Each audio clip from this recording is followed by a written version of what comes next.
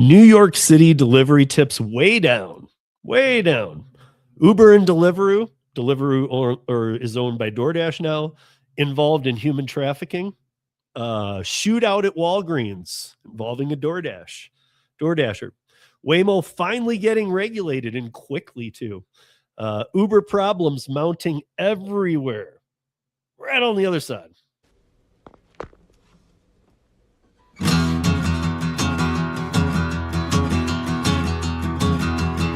Well, midnight headlight, blindly on a rain night, steep grade up ahead, slow me down and making no time. I gotta keep it rolling.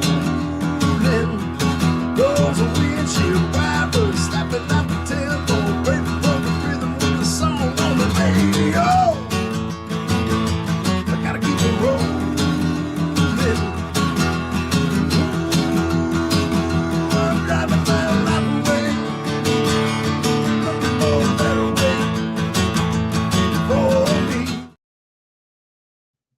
What's up, everybody? Welcome to the Gig App Worker Live Thursday night. We are on LinkedIn, X, Twitter, and double YouTube. We're on Sean's and we're on this one. So you guys, please comment.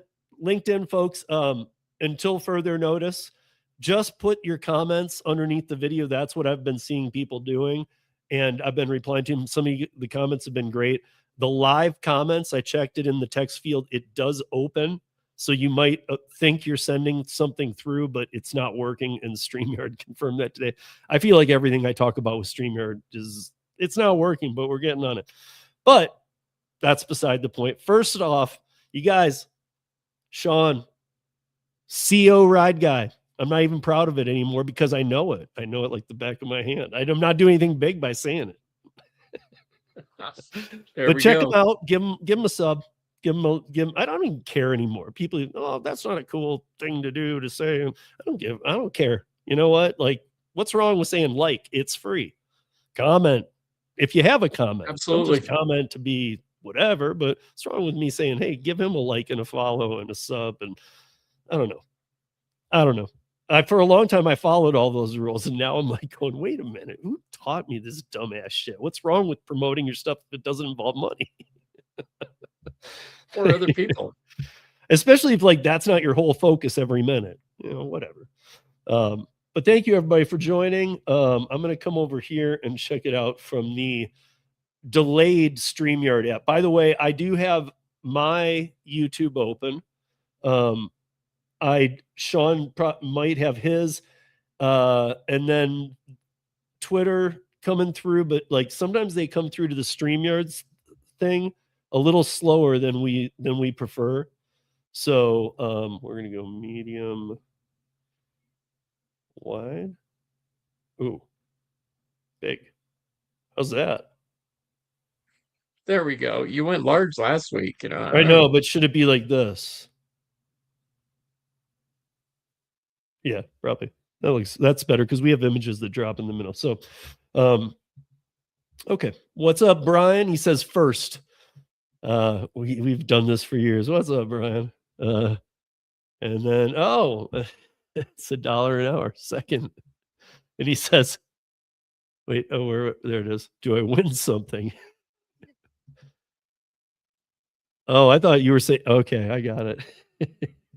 No, you guys don't win nothing. Sorry. Maybe one day we can figure out something to win, but it won't be for that. It's gonna have to be for something tougher.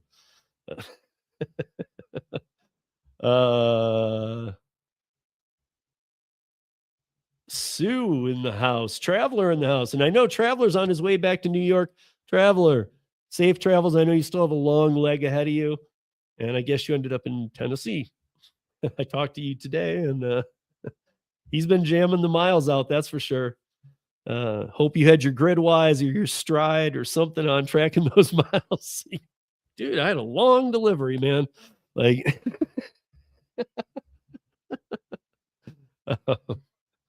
I didn't say that. I didn't promote that, by the way. That did not happen. No.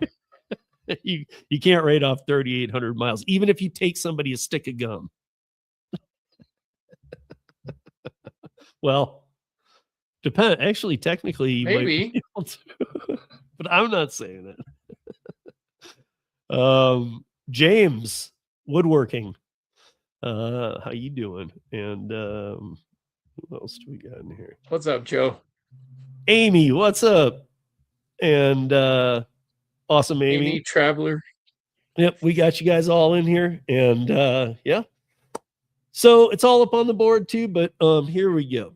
So we said that this week we do way more money Waymo problems, and we will hit on something Waymo, but it's not going to be the Waymo problems because I covered a lot on the podcast, and I said we'd touch on something, but luckily something developed since the podcast Monday and today that we're going to get into here tonight. And there's a lot of good topics, you guys. You really stick tuned on this one. Even if you guys are out working and stuff, listen to it. Don't comment, if you drive and whatnot. You all know that, I hope. But yeah, let's just jump right into it, guys. So first of all, I mentioned this, and there's not enough. I'm hoping on Monday on the podcast to talk about this in a little more detail because there's still not enough. I saw the article, I think it was over the weekend, because I sent it to Sean and a couple other people, that Uber and Deliveroo, and if you guys remember last year, DoorDash bought, or I always screw this up. Is it Just Eat? Just Eat owns Deliver or DoorDash. And DoorDash, which I guess would be Just Eat umbrella, bought Deliveroo. So Deliveroo is part of the DoorDash family now, and Uber Eats and DoorDash are being accused by four different groups, driver advocacy or labor groups in the UK. Now, 4 groups, that's all the groups that exist in this space. So every group is accusing them of this, is saying that Uber and Deliveroo, which is DoorDash, are being accused of being heavily involved in human trafficking. The first article had really nothing in it, and found a little more details, but I'm waiting for some really even just what the groups are accusing. So I'm sure it'll come out soon. But when I told Sean, he was even not surprised, and neither am I. I hate to say it, but neither am I, dude. And it sucks, but it's true. I mean, and we're going to get to one story tonight that's going to talk about ride sharing, that, which is kind of messed up. Maybe not human trafficking, but something just as bad. We got some crazy stuff on board, you guys, but I just wanted to mention that because I think a lot of you know, but if not, pay attention to stuff like that. I really am I still haven't, but you guys know I keep myself very busy, but I really am going to start making these lists of, and Sean can help me. I'll make them Google Docs. Hell, I'll make them Google Docs to any of you that want to email steve@ridesharerodeo.com. We can all add to these. I don't care. What laws that each platform is breaking, in our opinion. You could put it down there and it might not be a law it's breaking, but let's put what we consider the bad behavior of the platforms. I think that'd be a good thing. Because I did it once for DoorDash. Drive for all that though. I did one on DoorDash last year of what I knew they were breaking, and I had 23 things we went through in 13 minutes. Right. One of my 13s. Yeah, we did 23 different items. I mean, there's more now. I mean, it might not be a ton more. It's not like doubled, but nonetheless, we're over 30 major crimes. Major crimes. But so I wanted to address this. I know that I talked about it briefly Monday, and I know that Jason Thierry was not he was not on the show, the Gig Economy podcast last night, but it was hosted by his co-host and a good friend of mine since before the pandemic, even Larry Duncan. And Larry and Jason do a live, and Larry he brought up the Seattle tip article that I was reading about on Monday. You have to read that article very carefully because there's 2 studies in there, and one is from Gridwise, which is our friend Ryan Green. He's been on this podcast before, and he will be again soon. By the way, we were trying to have Ryan on before the taxes were due, And that's why we're not going too crazy about getting when it's going to be getting him back on, because Ryan Green does come here a lot, but he lives in Spain, for those that didn't know. But he's a good friend of this, and I want to bring up his slides. These are slides from a post he made because of that Seattle post. Like, again, he did his study, and they used the GridWise study in the Seattle article. But this Seattle article, two problems. It came from a extreme, again, it's not being political, I'm just saying, extreme left news outlet.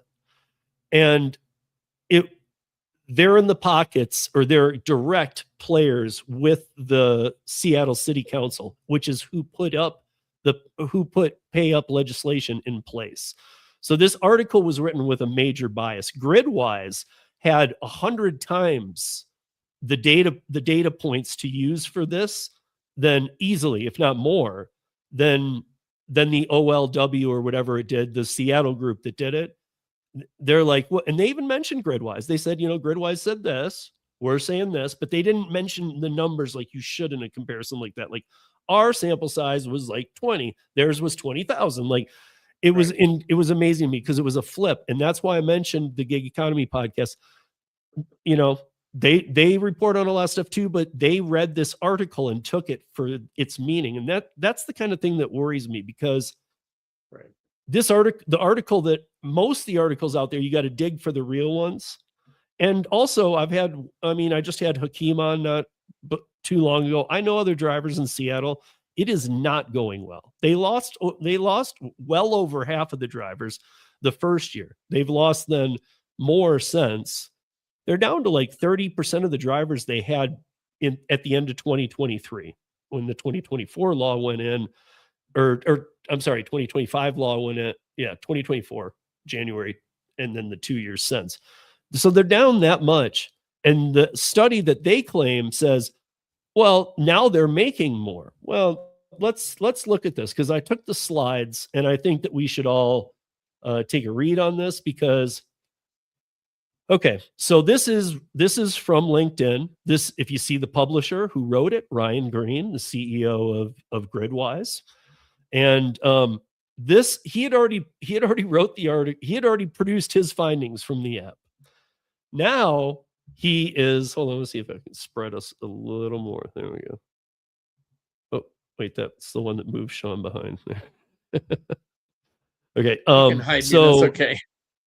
No, I needed to switch the positions. But so what I'm saying is, he did his findings, not knowing they were going to do that. And it wasn't like to get him back. But then a week later, they did theirs and quoted his. So then he comes out with this. And it's actually pretty interesting. So after minimum, remember, GridWise has better stats than any of us at all. Like, dude, they got it. Andy and Ryan knows the game. So after minimum pay legislation took effect, platforms moved the tip prompt to after delivery. Now he's going to talk about New York a little bit here, but it relates directly to what's going on in Seattle too. So, okay. A city government report found that a single design case or design change cost workers an estimated $550 million in tips. Now regulators are targeting the interface itself. So let's see. They call it. So then he calls it the 217 gap. So New York City Department of Consumer and Worker Protections report published in January of 2026 put a number on what delivery workers had been feeling.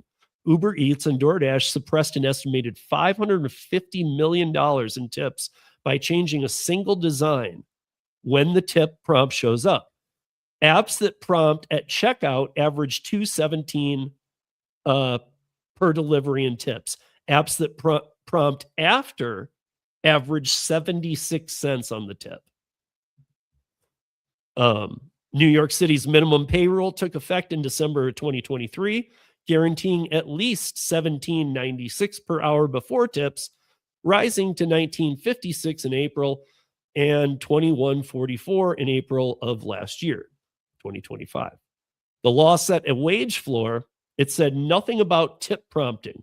Of course it didn't. Everything's always left out. And this is why I say, first, don't include amounts. Second of all, if you do, how are this many lawyers missing the fact of like, dude, we should probably address the active time and it's like they don't know. Now you all know about it. Come on, guys.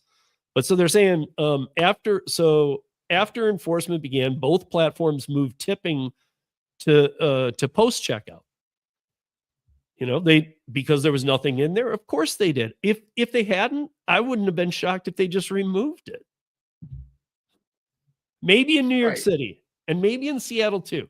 Other cities, if this kind of thing happens, I wouldn't be surprised if they just remove it. So in NYC, what do you think they have to gain by moving it or changing it? I mean, other than hurting the drivers, but so when they say moving it, moving it means to after the picture of the delivery is taken. Think about that timing in the process, because drip pricing already is a thing.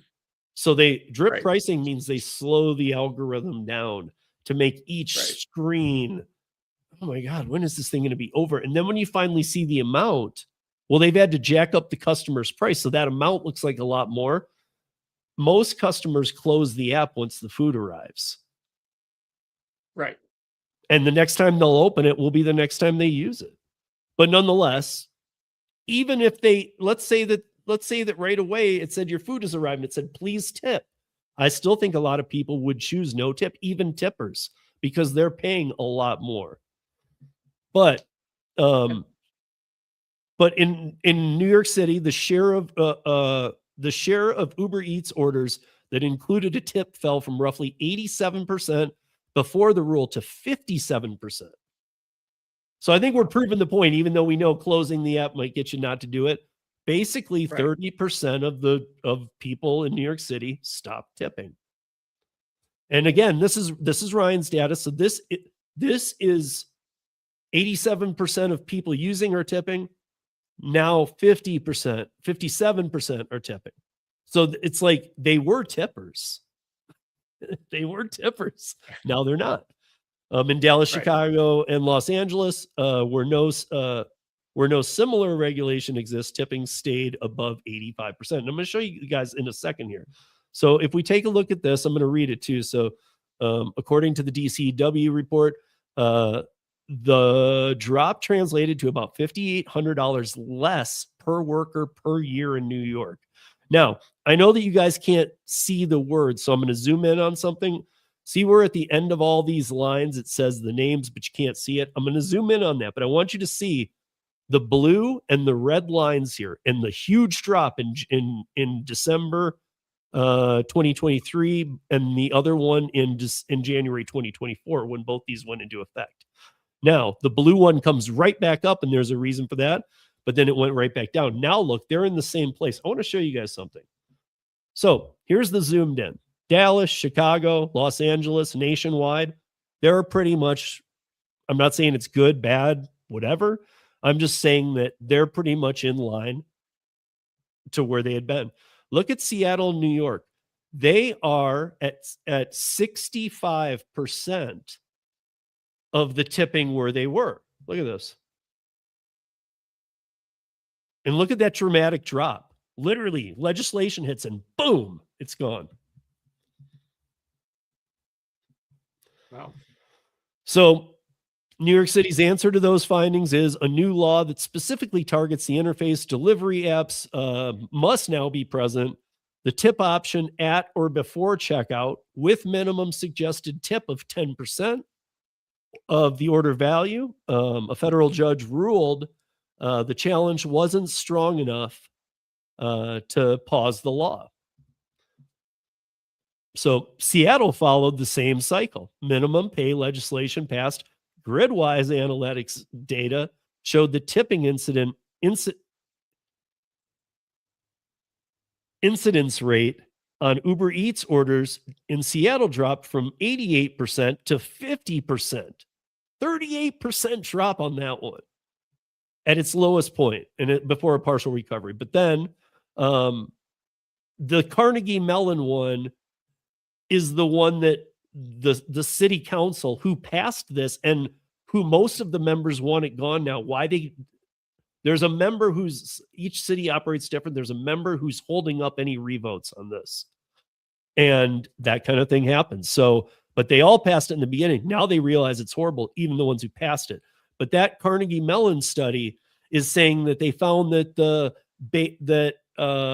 base pay per delivery roughly doubled after the legislation. Yeah, but you lost 60 to 70% of your drivers who can't get jobs. I mean, they could, but I mean, like, there's no jobs out there. So, like, you screwed up a lot of things. You hurt the businesses, you hurt the customers. We talked about it. But now you're like, even your report saying, well, they've doubled the base pay. Okay, from what, 2 to 4? Right. If you're losing your tips, dude, that's nothing. Right. So in regulated markets, what the data is telling us, this is Ryan's breakdown. In regulated markets, tip income is no longer a stable part of driver pay. It is now shaped by legislation, court rulings, and platform choices. To that, I have to say that, listen, when I always say when the numbers involved. So yes, when the numbers involved, but also the drop. I mean, you can't push regulation. And after all these years, I guess I'm disappointed and I'm shocked that after all these years, they're just trying to shove it down people's throats instead of really, like, you already waited since 2009 to 2015 era when all these apps blossomed. That's when it should have happened. Hey, hybrid, this gig economy, let's have some definitions. But you know what? You didn't. And now this kind of stuff is like, hey, let's fix this one problem. But it's one of those things where it's like, if you fix that one problem, it creates 20 others. Right. And that's what's happening. And again, guys, we're going to be talking about a lot of the legislation moving into May here. Probably use a lot of it. Like, we just don't want to put it all in there and make it something where you're like, but each week we'll like take on one and we'll look at it, because this is some messed up stuff. And then we have the I think I put it up in the chat, but we have the DoorDash was down yesterday, and I was just trying to get an idea. I'll have to flip over when Sean's talking on an upcoming article at the beginning to stop it. But I'm curious to know, were you guys affected? Did it go down? Because it's crazy to me that when it goes down in such huge areas. I turned mine on because Sue told me. I turned mine on and it was on. So we here in Denver, we're working. But 80% of the population lives east of the Mississippi. And so I think you were the ones that were all talking about it. So you guys are the majority. And I'm just curious, was it down for you? Was it down for a long time? Because that becomes an unacceptable thing too. Data cost is up, the server issues, all these things. And if they need more servers, if they need more backup, that's on them, dude. I mean, they gotta take care of it. You can't just be down and if you are, it's got to be a hiccup. I mean, and they know look what happened during COVID, how many times it was down and how painful it was. And they lost so much money. So there has to be something else behind that. Yeah. So normally I'm gonna hit this up for Drone just because I see it and I want to help him out. So Drone says, why do the counter people at the weed store ask for a tip? And actually, I'm going to tell you, because we were one of the first to have it here, and I actually know a lot. So first of all, here in Denver, I don't know about elsewhere, we call them bud tenders. Bud tenders. And they actually, unlike a bartender even, they actually have to get like 7 certifications. Yep. It's a lot.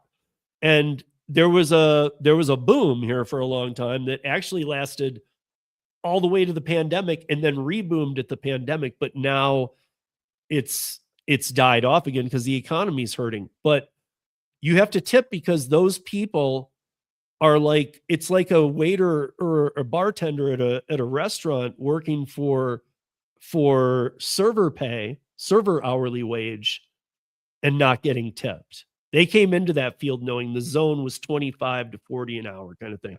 Well, now they're making their paycheck, and that's, I don't know. That's my take on it. And I think Sue said right underneath it, everybody asks for a tip now. Yeah, we're all tip fatigued. But I was just pointing that out because I do know I know several people in that industry.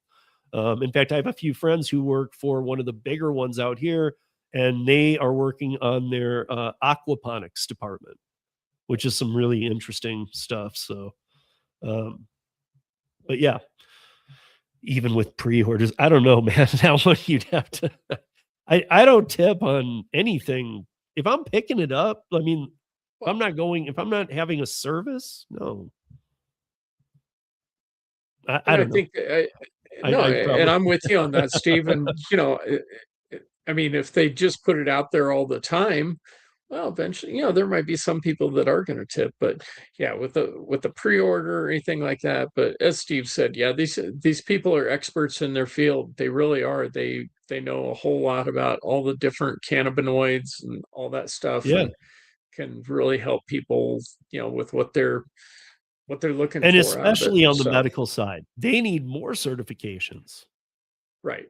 Which is where it originally started here, all in Colorado, with everybody. Yeah. So, but okay, I have a comment here. The other thing I wanted to know about this is, so somebody left, and I can say this is somebody who watches the content on this channel a lot, and they left a comment. Should I be able to, and there's nothing wrong with it. I should just be able to put their comment up. I blacked their name off, but for future, I should be able to put it up, right? Because they left a public comment. If you saw me do I'm just saying, because I like the person. They've always engaged with me. I don't want to tick them off, but I would think that that's not a problem. You left but I did black it out. But for future, I might not, because I think that this is a very good comment, by the way. So we've talked about this several times, but it's been a while. So he's referring to a ride along I did that was titled $2 no tip trips, or Uber Eats $2 no tips, my trip, because I was talking about promotions, right? And I went through why that worked, but he's talking about in California, and this is very interesting because I've heard this from other people. So he says a few weeks ago, in the LA area, there was a DoorDash $50 bonus. For X amount of deliveries, right? For the week. When he saw that and he did the bonus, but guess what? When that bonus is paid out by DoorDash and it's not a tip, that will reduce your Prop 22 money. So here's what happened in essence. He was like, I'll do this promotion. But that promotion, because everybody gets a Prop 22 check. And here's why in California, because you're not making minimum wage for your active time. In the beginning, some of them thought, cool. These days, I don't know anybody who does. They're like, dude, it's impossible to even get one now. And now, because the active time isn't whatever. That's all the Prop 22 isn't great. But what he's pointing out is that, wow, I'm going to get this. And in his head, he's thinking, plus my Prop 22. Right? He's thinking, so it'll be my normal week plus the bonus, $50. No, his week came out to be the same, and he worked differently to do the bonus. And yet it came out of the Prop 22 money. So at the end of the week, he made the same paycheck as the week designed how he likes to work it. Right. Does that make sense? For the most part. I mean, the fact that he would, let's keep it easy. Let's say he works Monday through Friday every week and he makes $1,000. Okay, let's just keep it easy. And I know it could be high, but makes $1,000. Yeah. Let's say that he sees this bonus on the weekend. Let's call it 100 since I went high with the number. He sees a $100 bonus that comes out on Friday that says, if you do this many deliveries, you'll get a $100 bonus. He's thinking, and I would too, anybody would. Above and beyond. That's going to be 100 on top of my normal weekly it's a bonus. His earnings came out the same. Right. Yeah. That's wrong. And I see what they're doing. It's another angle where course. they're like, that's DoorDash pay to you, not if we call it bonus, hoop jumping, I can lift my arm the highest, whatever they call it, doesn't matter. If DoorDash is Right. paying you, then they deduct that from the Prop 22 money that you'll be paid. Right. I just wanted to point that out. It's not the biggest deal, guys. I mean, it is actually. It's just another scumbaggery move from a scumbaggery company. Yep, absolutely. But I want to. Sean's going to take us here to this one. This is, and we hear some of these once in a while. But the thing about this one before he starts is that it's funny because he's going to tell you the story, but I hear more. We've been talking about all DoorDash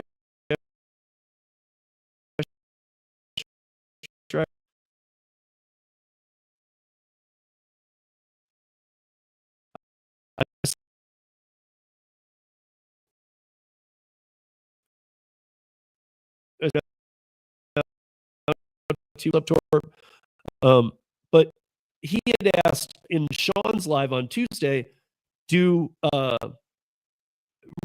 rideshare really a thing? Is it a good thing to do? And I was in there answering, yes, it can be. Absolutely. Right. Keeps you more busy. You don't have the downtime. It has its advantage of doing the things that you should. Now say per capita thing with delivery to rideshare drivers, but there's more violence in the delivery space now. I don't disagree with you, Steve. We're seeing a lot more of it, at least covered in the media, and there's no statistics being covered for it. You're right. It used to be the rideshare world, and we talked about this a couple episodes ago on my podcast about somebody had asked about drivers carrying, whether either for food delivery or otherwise, and explained, yeah, it's against the policy, but a lot of people go by that they'd rather be tried by 12 than carried by 6, and that's what happened with this guy. He was a DoorDash delivery guy out of Nashville, and he was going to make a delivery, and he stopped by a Walgreens, I guess, before he went to pick up his delivery, and some dude tries to jump in and carjack him, and he had jumped into his car. This guy did, to go to drive off with it. And next thing you know, this guy pulls out a gun for this carjacking. So he was a pro. He wasn't just like somebody just trying to shove an older guy away and and throw him down on the ground and strong arm their way into it. No, he had a gun, and whatever happened, that he ends up discharging at least one round into the DoorDash guy's leg. Well, DoorDash guy, this guy screwed up. He picked the wrong DoorDash guy, because DoorDash guy here didn't care about any policy about whether to carry firearms or not. He returned fire and killed the bad guy. So, lesson learned. One win for the good guys. And what's going to happen with that with the driver? They said they didn't. They haven't decided whether they're going to press charges or not, but to me, I mean, he was in threat. He was in fear of his life after he'd been shot. He returned fire. There's no way this guy's going to get charged with anything. And it's in Tennessee. It's not like it was in Denver or something. Wait, I'm just curious though. If it had been in Denver, what are you thinking? Oh man, Denver would have been a complete shit show. Because the DoorDasher would go to jail too. Absolutely. Oh yeah, he'd have went to jail. Sean's pointing out a market-to-market difference in laws at this point, and they're true. Even within Colorado, if that would have happened down here in El Paso County, they would have went, clean up your mess, But yeah, in Denver, I was gonna say to you in the Springs that they probably would have been cool with it. Yeah. And I mean that in a good and I mean that in a good way, because I don't think everybody should be carrying weapons all the time. I mean, if you feel like you need to and stuff, that's your right. It's your right to own it. I mean, we could all fall on different levels, but here's one thing I will say. When you're signing up for the apps, if you're reading the TOS, which nobody does, so whatever, but if you see that you can't have a gun, you should really think about the fact of why they put that in there, the fact of the violence rising, and think, do I want to do this? And then if you decide you do, and you are somebody who has a gun, and I'm not endorsing it, but I'm saying that's in there for a reason. And to be honest, a deactivation is nothing compared to your life. So if you feel like you need to safely, I'm not going to say it, but if you guys read into the tea leaves there, they're there. You're all adults. Make adult decisions based on what you feel you need to do. And then we move into this. I've been wondering why DoorDash has been like doing a little better in the market. Well, they're not. The big picture is they're not. Everybody reporting on them saying, yeah, don't pay attention to that. The earnings call that they're going to be doing here very soon is going to be, it's already showing that it's going to be much worse. And as we've become accustomed to, the earnings calls always end up a little worse than they say lately. It used to be they'd predict, even DoorDash, and it would be a little higher, or Uber. These days they predict and it's always lower. And then they come up with a few excuses. Right. So we're already seeing what Tony Hsu said at the end of last year to become true. Next year, meaning this year, we are going to see no profits. We're going to be putting some money into the company. And remember, we've talked about this, and I said, I can't believe he said that out loud. Like, what an idiot, you know? But let's do our 6-month chart walkthrough real quick. So here we go. We do 6 months every time, same thing. So in number 4 out of the 4 heavy hitters, or the 4 giants that we do, we got DoorDash. 33% down. Now, DoorDash is, if you see that little jump right before it going down from like 2 days ago or whatever that would be, not probably a little more, that's the fake hike that they had. Now it's already falling again. So their little prop didn't work. Then we go to second place, Lyft. And it's hard to tell with Lyft because I feel like they've been at this 30.84 forever, because I think 13.85 to 14.25 is like, that's their zone, dude. That's their worth. Right. And then we go to Uber, and Uber is down 22.68%. And the winner up even more again. Sean, you didn't know me back in the day, but I have hated on Instacart for years. Right. Like, screw this company. And because before all the illegal accounts and Facebook sales and TikTok lives and all these crazy things going on, bots were the first known thing. And Instacart was like the master of bots. Right. You know, and so I just developed this hate for them. I do know that a lot of their stuff is charitable work, and I have to wonder how much of that, and I don't mean it mean, but how much that goes into that, SNAP benefits and stuff, because those are no tip orders to the driver. So as far as this podcast is concerned, that stock wouldn't really matter to you. That might be picking up a lot of that slack. And while we're there, I needed to mention this too. So Lyft, let's bring them back up here for just 1 second. Lyft, sorry, Lyft. You're just sad. And if I did all time, like that's Uber, that's Uber, not Lyft. Oh, if I did the first, if I went all the way back, see where it says 25 is the high. When the day Lyft launched on the NASDAQ, I think it launched at like 62, but when it closed that first day, and then for the first few days, it was in the high 70s. Never got out of there, I don't think. But then now look at this. I mean, this is a 6-month chart, and almost half of it is under 15 and just a couple blips over. Like, dude, their stock isn't worth anything anymore. And why I'm bringing this up again, though, now is that Lyft didn't do food delivery during the pandemic. Every rideshare ride was over the first March 28th when the CARES Act happened.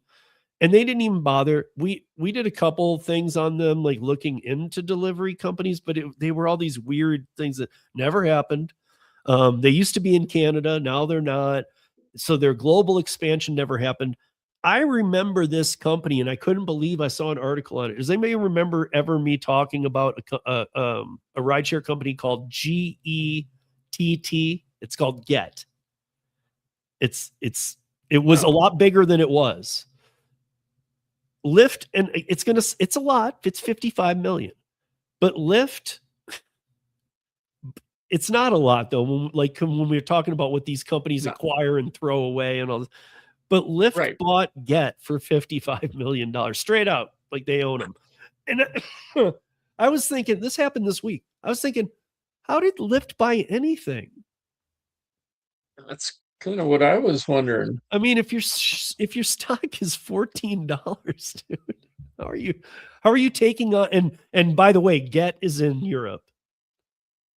So again, it's an expansion that they had been looking to after they expanded to Canada, which never happened. Now they're just skipping Canada. Lyft is the dumbest company. I don't get it. And I used to love them for a short time. I onboarded to Uber, then Lyft, and then I found myself doing a ton of Lyft until they started following the footsteps of Uber. But ever since, Lyft has just been a joke. Right. I don't really know what their issue is. Now, instead of just dissing on Waymo and our norm, I want to bring this up. Waymo has cops can, this is not everywhere, guys, so do not get excited yet, but this is from, when is this from? April 28th, 2 days ago. Cops can ticket driverless cars now. So new policy comes amid sweeping new regulations adopted by the DMV, which will also allow driverless trucks on California roadways. Statewide. Driverless cars in California are no longer exempt from traffic citations, and the companies that own them now face serious consequences for letting them drive into the scene of an active emergency. Which, duh. U-turns was mentioned a lot. So U-turns must be one of the biggest reasons that they cause accidents, because we've all seen their boxy stop turns sometimes, and that's a big problem. They're 20-point U-turn that they I'm make. wondering if that's how they do the U-turn, and somebody's like, what? And not that the other person would be responsible or whatever. I don't know. But again, I think these are some things that triggered it. But under the updated policies, which the DMV called the most comprehensive to date in the U.S., manufacturers can also get permits to deploy heavy-duty driverless vehicles on California roadways. It feels like a trade-off. Like you can run the driverless trucks, but we're going to start ticketing the cars. Well, the driverless trucks aren't even, a real thing right now anyway. So, it sucks though that California's putting this in legal language though. That does suck, because when they are ready to, because testing to them is just like, does it work? And somebody could go, it's about 62% working, and they'll go, well, let's run it. Right. You know what's really sad and depressing about this, Steve? There's something that California did that you and I think is great for once. Half of it. Well, okay, right. And and I think of it like that too. It's like one of those bills you want to vote for something, but then they attach some piece of crap to it at the end. Right. They put some pork fat on it that, yeah. But again, yes, it actually is great. Let's put the trucks to the side for a minute. It is great because it being done in California, it will move quickly. Right. Like cities like Atlanta or Georgia that are pissed off that Atlanta let this happen, they're going to get all over this. Any place that has them about the school buses, they're going to get on them. And I'm excited because I live in a state where I was concerned after the testing, they might try and go live with 3, 4, 5 cars. They might not now. Nope, not because Colorado parrots everything that California does anymore. So yeah, I think might have some safety from well, not everything. We're still way better. Sorry, California. Don't go way better, but yes, we are better still. I'm going to go way better. I think we're way better than California. You don't? I don't know. It's California, dude. Ask me tomorrow. Maybe I'll have a different opinion. It changes. So, and then we got to go through this.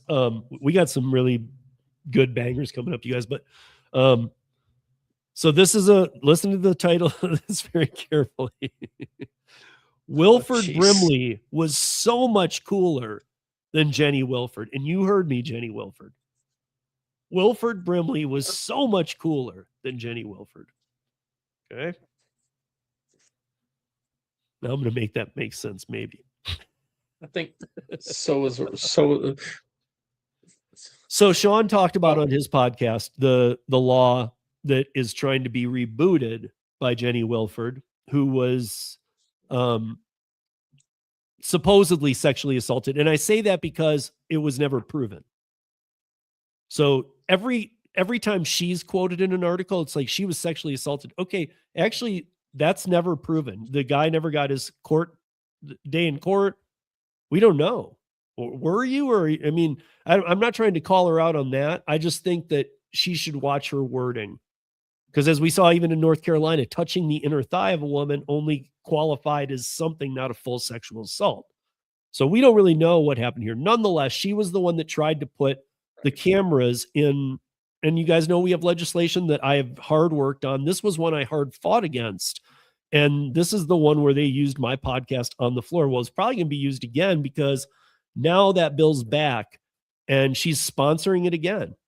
And it's kind of crazy because it shows her lack of knowledge with all the lawmakers I talked to. And Sean's right. He said it last week. We need to get her on here because, and I mean that, right. Jenny, if you're watching, if one of your aides is, I wasn't dissing on you. I love Wilford Brimley. Just kidding. But, but honestly, like I would really like to hear your take on this because I have a lot to say. And if not, you can at least hear it here now. So she says that she was assaulted in a Lyft ride in 2024. The first bill wanted dash cams in our cars that were run by the companies and where the footage was kept by the companies. I have 2 dash cams. Sean has a dash cam.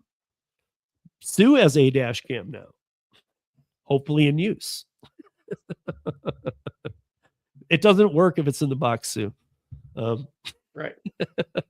But they wanted to put an additional one. Basically, think of like a metal thing that says Uber, and it goes wherever they want to put it.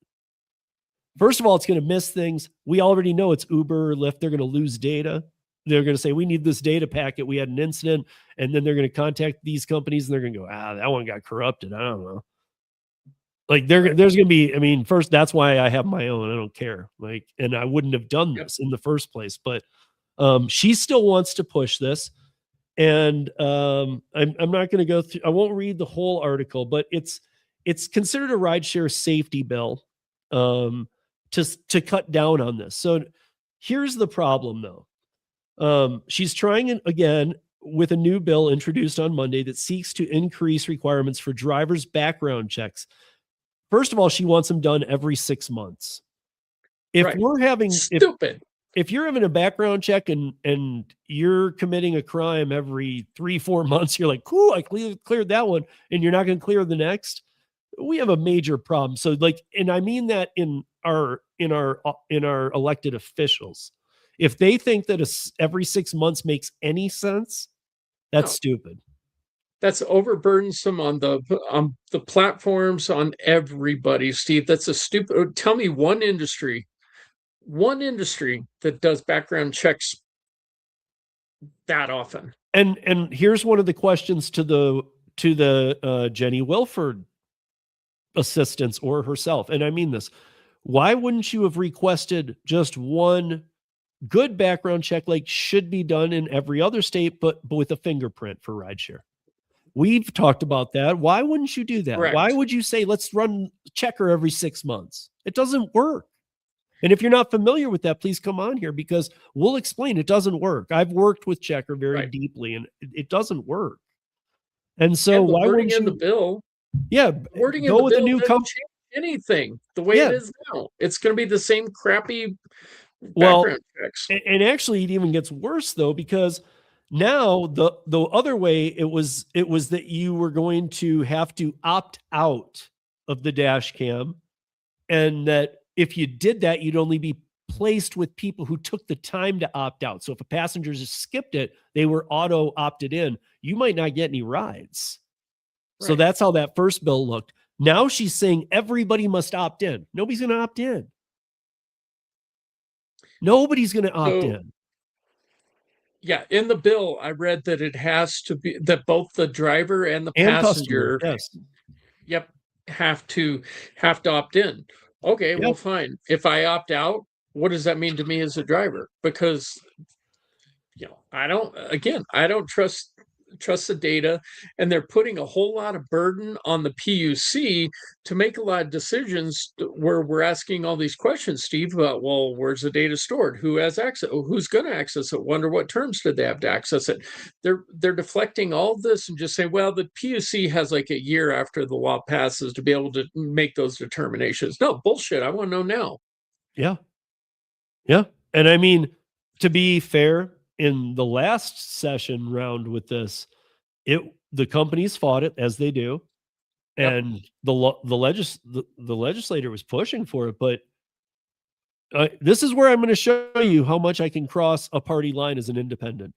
We had our asses saved by one of the worst governors in the country. Yes. He put a veto on that did. thing. Our governor sucks. Sean will agree. He Yep. sucks. But he Second vetoed worst this. governor. Yeah, I mean, he vetoed this. Yep. He said, what did he say? Unclear language on audio video recordings, and inoperable timelines to produce new regulatory rules. But he nonetheless, Polis vetoed it. And he also went further to say, I also want to make sure that Lyft and Uber continue to operate in the state.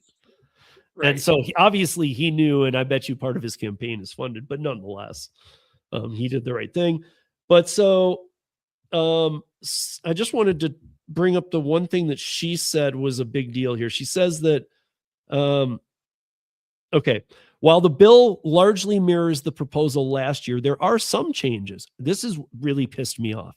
While her original bill would have banned drivers from offering food and beverage to passengers, now those freebies would just have to be factory sealed. Okay, idiot. I'm sorry. Right. Potential podcast guest. Representative. But seriously, I want to say, like, guess what? A factory seal is fixed with super glue. Come on. If somebody really wants to do something to the food or beverage, they'll do it. That's just what it is. Like right. That to me, that just remove, like, I'm thinking, why'd you even do that? Just remove it. Take it like a cancer and go, that thing was stupid. Just take it out, dude. But I want to put this up because I do have an image to go with this so that we can go through here it is. Through the bullet points here. So here are the key provisions of this. Private background checks for drivers every 6 months, paid for by the rideshare company. Creating a process to share information between companies regarding deactivated drivers. They already do that. It's been in place for about 9 years. Absolutely. Companies must respond to a subpoena or search warrant related to a complaint within 72 hours. I don't even know what that means. Like, if they say, hey, somebody was raped, Uber has 72 hours to respond to your email? Well, okay, well, define respond to me. It's not a defined thing. Respond. Okay, yeah, we received it. There, I responded to it. I mean, that's literally, by definition, all they have to do. We at Uber take safety seriously, and we are looking into this. Right, we're looking into this and working with law enforcement, yada, yada, yada, yada. But both riders and drivers must opt in to the audio video recording of a ride. Companies must submit an annual report to the legislator, attorney general, and Public Utilities Commission on a range of data such as number of sexual assaults, verbal threats, physical threats, and harassment. The kicker on that last one is companies must submit. Here's what I want to know. So that was added. That wasn't in the last one. So does she really think that Uber has a team that's going to go through all the recordings? I mean, and if you think AI is going to do it, AI could. Of course she does. But the money Uber would never pay to have Exactly. AI look through that stuff. Yeah. And then take a little company like Drivers Co-op Colorado that don't have the ability to record right now. So they're going to have to invest in all that infrastructure and everything else. So congratulations, as I said last week, and I'm going to say it again. You're now going to put a small new rideshare company, up and coming rideshare company out of business. Good job. I don't know what else is there to say about that. That's enough. We just must be in a mood to torch some things tonight. But Wilford Brimley, I know, rest in peace. And I know I did not mean to tie you in with her. I mean, I did, but it was more for the funniness of it. You know, I don't think Jenny Wilford has diabetes or anything. Diabetes. She might eat oatmeal. I got to stop, guys. This is getting bad. So Sean is going to walk us through this next one, which is double dose Dara or Uber stupid new features. Either one he wants to call it. I like both. I don't know. I think I'd rather talk about diabetes. Anyway. It's not diabetes when he says it. It's diabetes. Diabetes. He never could say it. Yeah, he never could say it right. I don't know why. Yeah, I don't know. But all right. So what are we talking about? Are we talking about Uber? We're talking about the Uber new features, the hotel booking, and the reason I put the double dose of Dara is because of Expedia. So I'm looking for my sugar rush still. Leave me alone. All right. So this whole thing, Dara is like, this guy's become more and more unchained, and he's getting like, I don't know, he's like Bezos and Musk put together, and all of the arrogance that this guy's getting. Now he wants to not only, he wants to be the, everything transportation app. Now he wants to be this mega app, because now whenever I go to pick somebody up, he wants me to be able to go pick up their freaking Starbucks for him, and then they have their warm cup of coffee while we're sitting there waiting. No, I don't deliver hot dogs or coffee. That's for Torp, and Torp doesn't do ride share, and the two must stay separated. So I don't know what there's no freaking way, but I got all kinds of there's no freaking way to say about this. But so I don't know, the travel booking, they want to do properties on Expedia. I don't know, Steve. Do you think that they're taking up too much space, or I mean, what's your thoughts on it? I don't know. I don't know what you remember. I don't know if you remember this. Again, it's not a Connect. It hasn't been launched 7 times, but this already happened, by the way. I don't know if we're all suffering the Mandela effect, but Uber already teamed up with flight bookings and Uber reservations, it was called. And it basically was, I remember Dara went to Expedia. They didn't want anything to do with it. Now, remember, those of you that don't know, now they do. Dara was the CEO of Expedia when he came to Uber. I thought he was. And so my point is the first time he brought them, hey, Uber Travel, they're like, we don't want anything to do with Uber. And they knew Dara and liked him. No. I don't even, and here's my thing. Listen, if I'm looking for flights, I'm on Google Flights. A lot of people still use other apps. Google Flights, guys, if you haven't tried it, it'll beat the crap out of any app you got on flights always. Googleflights.com. Just go there. In fact, they're super cheap. But I don't think that I would never book through Uber. I would never book my travel. I mean, even if the price was better and the reservation was held in the app, I wouldn't book it because the app might be down. Or it may not work in Switzerland, or I don't even know, dude. Like, I would not trust Uber to hold $5 of mine. Right. I think we all agree. We all look for the fastest way to get our money out of these things. Because any day, like when the RICO hits, you don't want a week's worth of DoorDash pay in there because you might lose it. Right. Because when Rico hits, dude, everything gets frozen. Their accounts get frozen, everything. And so I don't know about you guys. I think mostly of you that I know pull your stuff out as easy and as quick as possible. Some of us even pay a little nominal fee to get it out of there. And So I how agree much do with I have that. to pay to keep them out of my damn business? I mean, they made a quote in here. Users can now think of the Uber app as a personal travel concierge. Yeah. That's You know, ridiculous, man. I didn't get the images ready, but I will have them for next week because I don't know if Sean even knows about Scuba. I was in his chat on Tuesday and I was mentioning, and I thought you thought I was kidding. I wasn't kidding. Scuba existed, dude. Did it really? Yeah, I thought you were screwing no, around. it was only in Australia, and it took you down to the what is the reef there? The one with the big passage above it too. Like the fast traveling water. It's like one of the world's most famous reefs. And Scuba it's this little stupid I might even have it. Let's see if I can get a picture close enough. Or I do have it. Let me see if I can get a picture close enough on my phone. Because you guys really got to see this. So Scuba,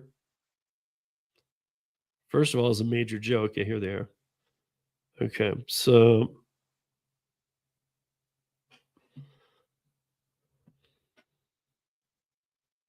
Oh yeah, those little things. okay, and it took you down to the reef. Now that was a pretty picture, huh? Look at this thing. Look at this little piece of crap. Yeah. Okay, Yep. now hold on. There it is up close. This thing's so stupid, dude. Yeah. And they don't exist anymore. But I mean, this is the kind of idiotic things they do. I mean, I don't know. A personal assistance, concierge. I remember that they took over. I don't remember the name of them, but there's these famous boats that have been around like 125 years in London that are like that take you through the channels and stuff, and they're really long. They're like tour boats for the day, and it was the first company ever to do this in London. And they have like a super 20 hex. Their name is like 20 characters long, and it starts with a W. So Uber decided to put it on the app, but Uber demanded that they were able to put Uber over their name. Brand it. Yeah. So for a few months, they had like these wraps. They were literally like wraps you'd have on a car over these huge boats that said Uber thing. And then they were like, get the hell out of here. I like nobody wants to stick with any of this shit. And to me, it's reaching. I mean, listen, you guys are a rideshare company and you do food delivery. Even courier services, which should be another thing that you could handle if you did it properly. I mean, you'd have to get people who are certified and really try and handle this properly. But let's just stick with the food and rideshare. I think when they step outside that, it never works. Right. I mean, it just doesn't work, dude. Like, I mean, food and rideshare need help, and you guys are dumping money into a bunch of crap. Like, what? Why would I get on the Uber app to go, I need a personal assistant? Well, and the bottom line is your coffee's not going to be factory sealed, so you're not going to get it in Colorado anyway. So, I'm just pointing out that maybe it's just me, but I know a lot of places to go. I mean, even if it was just TaskRabbit or Glassdoor, I know to use those. Why would I use Uber? Why would I get on Uber and go, I'm sure there's an Uber driver looking to do all my tasks, and I'm sure they're fully qualified. Right. Those aren't words that would come out of my mouth. Okay.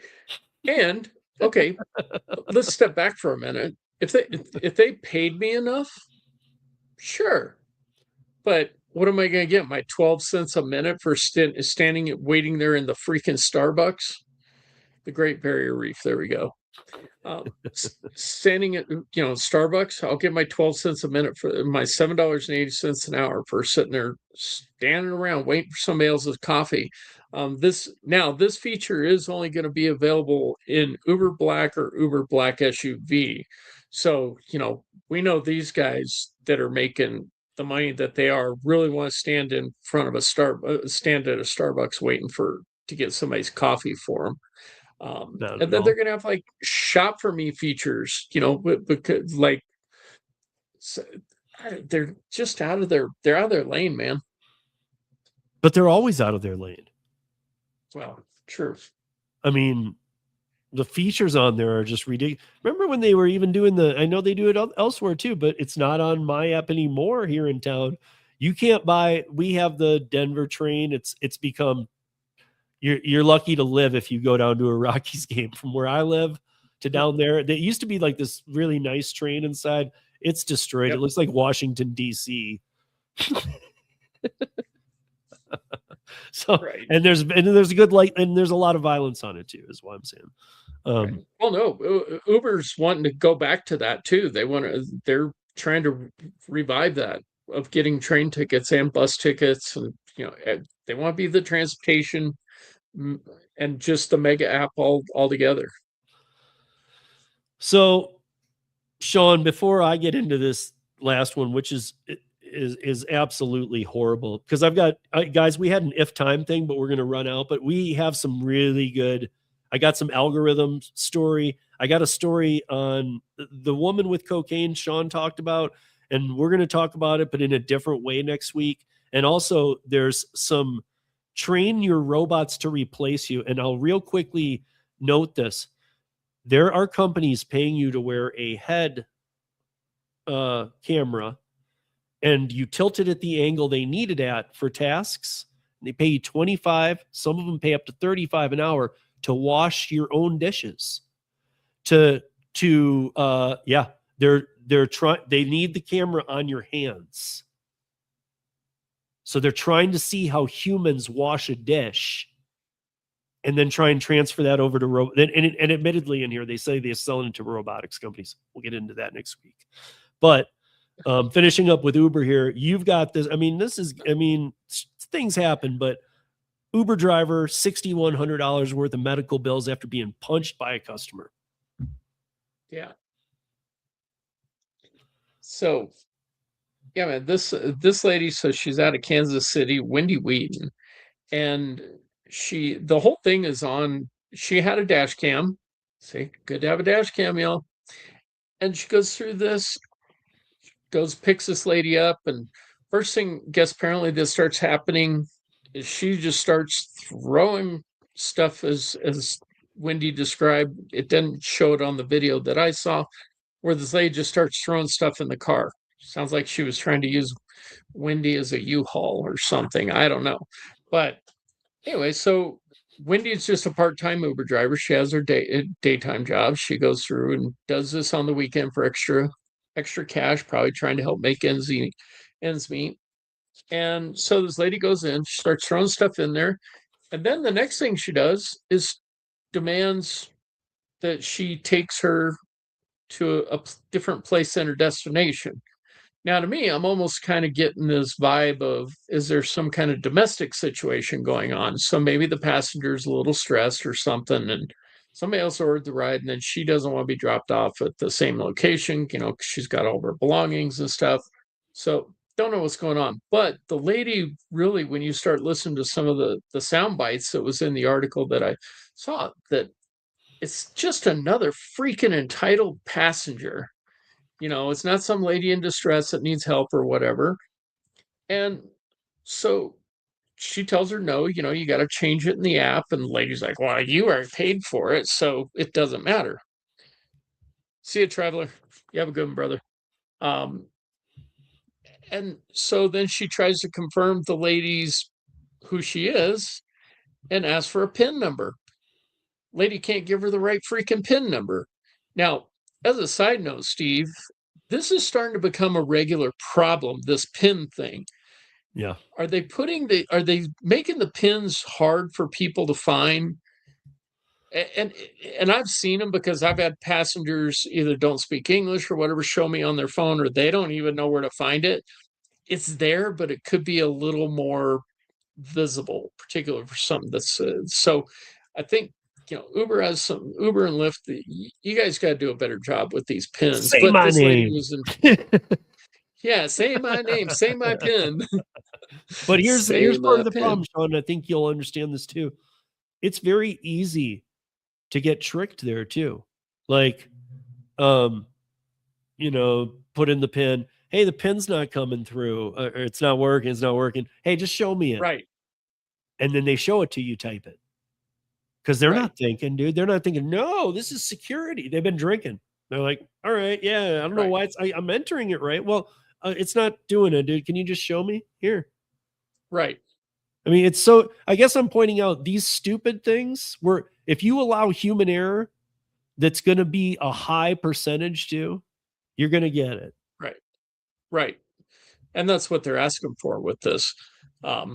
So anyway, this whole thing, the bantering goes back and forth and back and forth.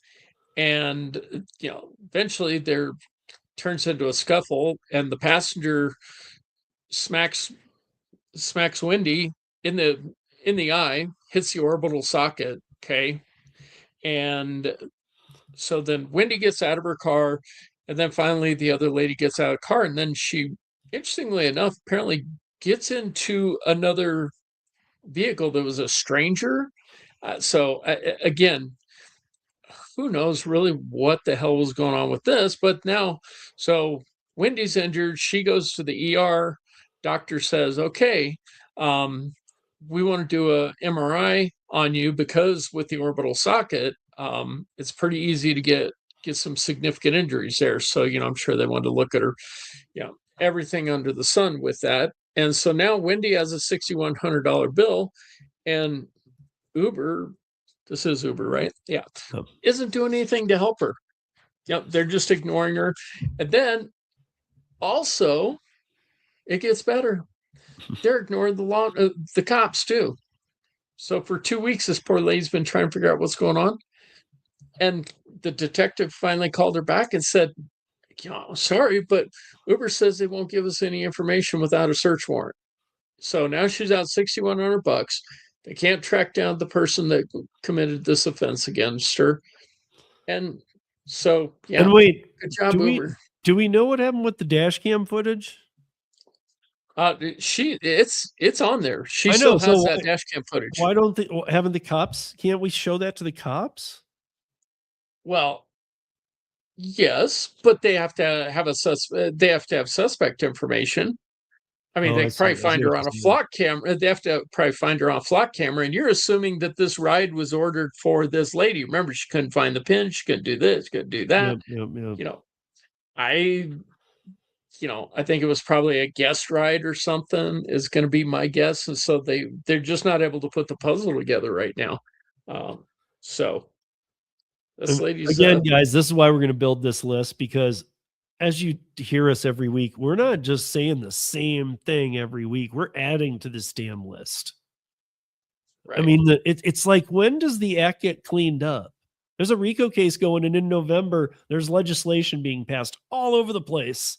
Like, do you really want to keep adding to the list, gig apps? Like, it might be time to show a little cooperation with the cities and not just say, hey, we give free rides to seniors for medical exams and to voting.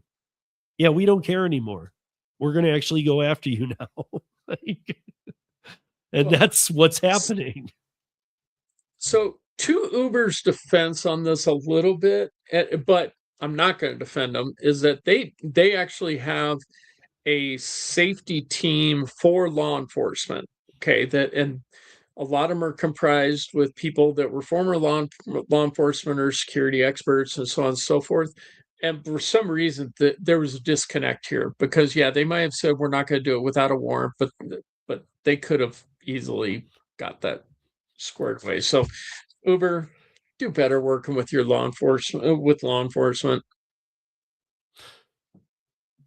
They won't, but I agree with the sentiment. But yeah, I know.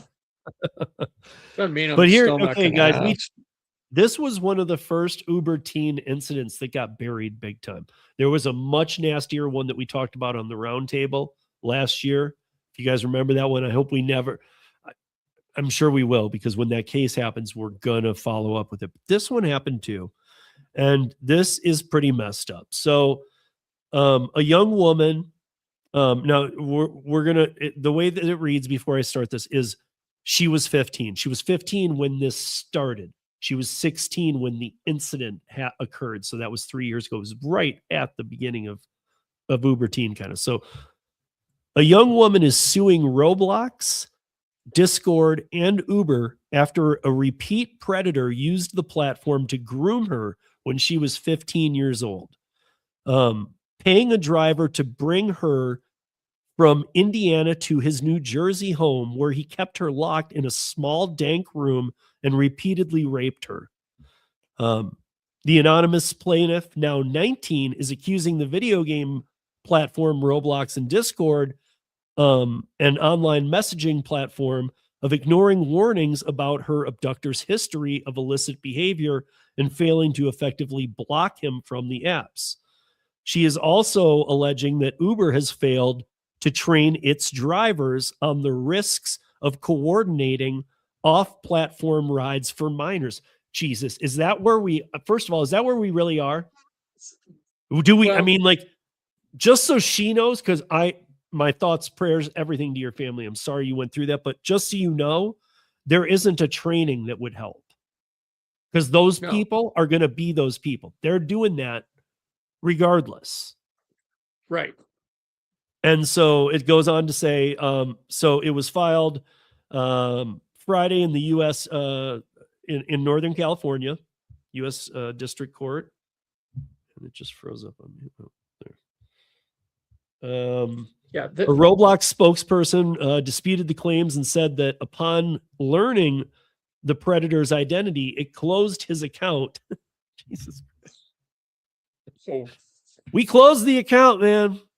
Sorry for the repeated rapes in the small dank room.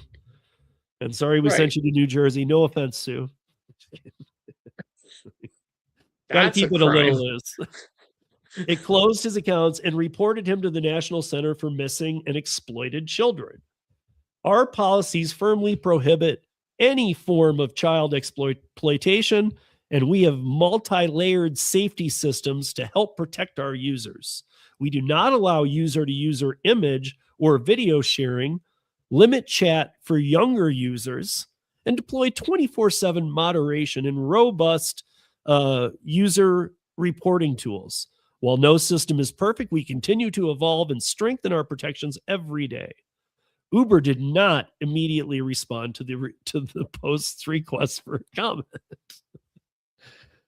Discord declined to comment on ongoing litigation, but said it is deeply committed to user safety, and we want our platform to be the best place for friends to connect during and after gameplay. So the company said it requires all users to be at least 13 years old. You can't be raped if you're 12. Right. Again, I understand that that's fine. They could be, but offers parental controls. Most of the time, the parents don't even have a clue that those exist. Right.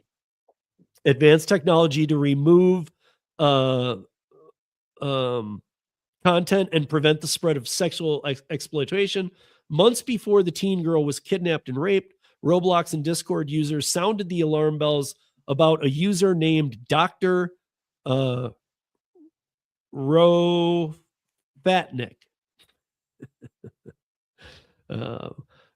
Posting dozens of screenshots of him and sending sexual messages to minors, according to the lawsuit. In one message, Dr. Rofatnik, the creator of a popular Roblox game, told a 12-year-old girl, "You're the reason why I'm going to end up behind bars." And then it went on to say, "You're 12. Soon I'll corrupt you beyond your wildest dreams." That is his quote. That's freaking sick. And in January 2022, The Guardian published a detailed expose on Dr. Rofatnik and his predatory behavior, including sending sexual messages to multi-underage girls.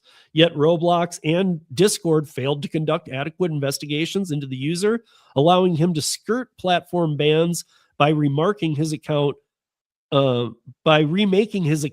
and transferring ownership of his video game to others, so he was still paid by Roblox. Holy shit. In January 2022, the teen plaintiff reached out to Dr. Rofatnik a then 23-year-old New Jersey man named Arnold Castillo. As a fan of his video game Roblox, according to the lawsuit, Castillo invited her to join his Discord messaging channel, where they then soon exchanged phone numbers and started texting and speaking on the phone. Much of that time was spent with Castillo attempting to convince the young girl that the grooming allegations against him, the grooming were false. And the plaintiff found his denial convincing, especially since he pointed out he was still able to use Roblox and Discord. So even after he's making news, this poor little girl had even taken it in. Wait, you're predatory. And he's like, no. How would I be able to still be here? And so Castillo commissioned the teen to make artwork for his video game and soon started sending her gifts, including McDonald's deliveries to her Indiana home via DoorDash, artist tools, and a tablet computer. Although worth thousands of dollars, according to the lawsuits, are altogether. Over the following months, Castillo sent the young girl messages, showering her, saying he wanted to make love to her and have kids, discussed fingering her and oral sex, and talked about her hymen. Okay, I got a question here. You said that bought her tablets, sent her other gifts, sent her DoorDash. Where in the hell is the freaking adult in this that's supposed to be watching this kid in all this? I mean, look, kids do crap that their parents don't know about all the time, but bullshit, there's a whole lot right there. Look, yes, all these apps are culpable for one reason or another for something, but also where the hell's the parent? So now we move forward a few months in April to April 2022, and Castillo said, "Now I just need to make you a woman in the bedroom," quote unquote. According to the suit, when the girl expressed concerns that she might be too young for sex, Castillo said, quote, "You're not," adding that he would deflower her. So then between April and May of 22, Castillo used the Uber app to contact a driver about arranging an off-platform ride. Meaning he called the driver, said, "Hey, call me." Not every driver would, but this one did. He knew right there he had a bite. So he says, okay. And he asks, he says, "I'll pay you $1,000 through Cash App if you drive to Indiana, pick this girl up and bring her back to me." So the Uber driver did it off the Uber app for the $1,000, but still, he was located by the app. Upon her arrival, Castillo confined her to a tiny dank room in the building next to his residence with an old dirty twin mattress lying on the floor, where he controlled her movements and her access to food and water. He raped the teen girl multiple times and used Uber to have others attempt to purchase a Plan B pill.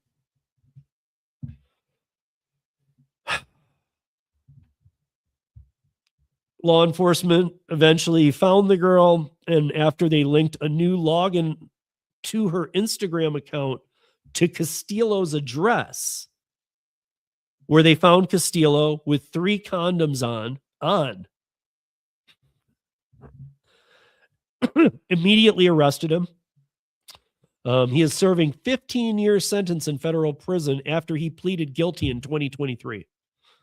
A dangerous predator was able to groom, traffic, and repeatedly rape our young client because the big tech companies refused to take the simple steps necessary to operate safely. The lawsuit aims to hold these companies accountable for what happened to this girl and hopefully to prevent children from suffering such horrible abuses. The lawsuit alleges that the plaintiff has suffered unimaginable harm. Absolutely. I won't even go through the list of like mental anguish and psychology, whatever. But here's where it gets interesting. Or here's the light at the end of the tunnel, guys, because it's a horrible story. They're not taking the payout that was offered, which never happens. This is, and I hate it, but this is what we need. We need a public court case that isn't paid off and sealed, which is what happens with a lot of these teen issues. They take 50 million from Uber and they can never mention it again. Right. They're not going that route. They're going for it. And I hope they get them all. Absolutely. Roblox, Discord, Uber, you're all on the hook here. And Uber's like even more on the, I don't know, like the fact that he's like using the same app on his phone to contact an Uber driver, then pay him Cash App, and then he's getting Plan B pills sent through Uber Eats. Come on, man. Like, where does this shit end, man? I know that it sounded like for a minute we were talking about just Roblox and Discord. We're not. I'm just pointing out how dude, Sean and I talk about safety a lot, or we try and include it as much as we think wouldn't bore you. This is a perfect example of why safety absolutely needs not an upgrade, but a complete fucking redo. You know, like Wilford Brimley's story, that ain't nothing. This is something. Right. I'm disgusted. I'm beside myself. I don't even know what to think, to be honest. We talked about it again on the round table, another story. There's only one story worse than I know of. And I don't ever want to bring that up until we hear what happens to that person. This is the next worst one I've heard. And some of the things that he said where he's quoted, those aren't text quotes. Some of those were like what he said. Right. And I'm with you, Sean. Like, again, she got a tablet. She got some DoorDash delivered. I mean, if they're texting and talking, maybe the parents weren't home when the food was delivered. Maybe she hides the tablet. But nonetheless, dude, I mean, did the parents not? I don't know. And I guess the big warning to you parents is, I mean, watch out. I know that everybody hears this all the time. Don't let your kids on Instagram. Well, okay, just maybe monitor every fucking thing they're doing on all these socials until they're an age where, and I don't know what that age is because each person's different, but an age where they go, dude, I got this. And they can tell you and convince you. I know what the hell. I would never. Right. That they're responsible. And you have to know your kid. I'm kind of with Sean. Where are the parents? So this girl, and again, how many others did he do this to? Well, that's kind of the big picture with this, but this is a big problem in the, where people are being, exploited, and, Uber, Lyft, all these rideshare companies are facilitating these things, and they barely talk. Uber has Rain, I think, I don't remember what the acronym is, that, they talk about these things kind of softly and barely. And the problem is, Steve, is that, even on social media, a lot of people won't talk about it because they're worried about, the algorithm's going to flag them, and, and this and that. You and I don't really give a shit about that. We're not trying to do this for views. We're trying to get a message out, and hopefully that organically that the message will get out there. It's not about views for us. And so that's a bad thing about this, Steve, is nobody wants to talk about the ugly little things that are going on in this business. And even though the algorithm can read what we do, that's why I shoved it in at the end. And I would also say apologies to Awesome Amy, because no, I didn't want to read it either. This is in the New York Post today. So this is a public story. It comes up on the first page of Google. But I thought it was very necessary to put it out there. People need to hear those details, or else they don't get as worried. So I agree with you, Amy. I didn't need to hear it either. But I think that, like Sean was saying, we care. We want to get this stuff out there. We want people to hear it. And sometimes to hear it, you got to hear the nasty details. I mean, it sucks that they're all in there, but they are. And sometimes you got to hear them.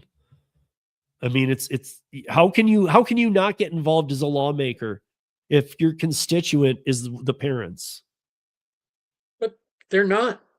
That's the problem. The lawmakers aren't. I mean, and that's the one thing, I mean, we spent a lot of time bashing on Jennifer Wilford because she's not she's the things she's trying to do are not from a educated standpoint. So a lot of the changes she wants to make, but I'm going to give her credit for at least trying, but Yeah. try the right way, please. Let's get people who have experience, legislators, to help make change. Talk to drivers that have driven all the time, talk to real security experts and safety experts, not somebody that's just looking to get attention in the media. So that's the way these I things fully agree. gotta happen. I fully agree.